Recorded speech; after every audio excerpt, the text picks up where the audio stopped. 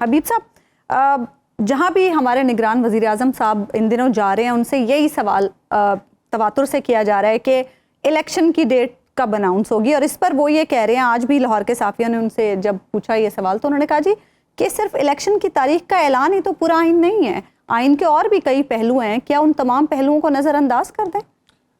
کوئی بھی جمہوریت ہو اور وہاں پر ایک لکھا ہوا آئین ہو اور اس آئین میں الیکشن ہو تو اس کا مطلب یہ ہے کہ بنیادی چیز صرف اور صرف الیکشن ہے. اچھا. باقی تمام کا تمام آئین جو ہے وہ نظم مملکت کو چلانے کے لیے ہوتا ہے اور بڑا ضروری ہوتا ہے. اچھا. لیکن جب ایک مناسب وقفے کے بعد دستور میں دیے گئے وقفے کے بعد الیکشن نہ ہو رہے ہوں تو دراصل پورے کا پورا آئین کا ڈھانچہ ہی منہدم ہو جاتا ہے. اس کی آپ مثال یوں لے لیجئے کہ جنرل پرویز مشرف جب آئے تھے تو انہوں نے کیا کیا تھا؟ صرف الیکشن نہیں کروائے تھے اور الیکشن کے بغیر خود تشریف لے آئے تھے. پورے کا پورا آئین اسی صورت میں قائم تھا.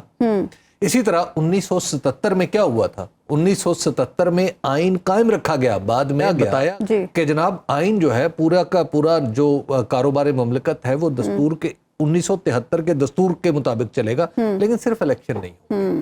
تو پھر آپ جنرل ضیاء الحق کو یا جنرل پرویز مشرف کو آمر کیوں کہتے؟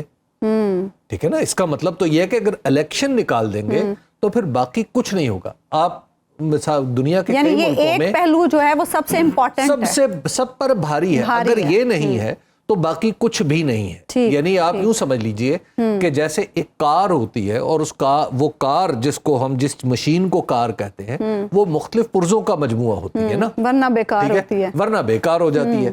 آپ وہ کار جو ہے وہ دراصل پہیوں پہ دوڑتی ہے. صحیح. اور الیکشن جو ہے وہ پہیے ہیں.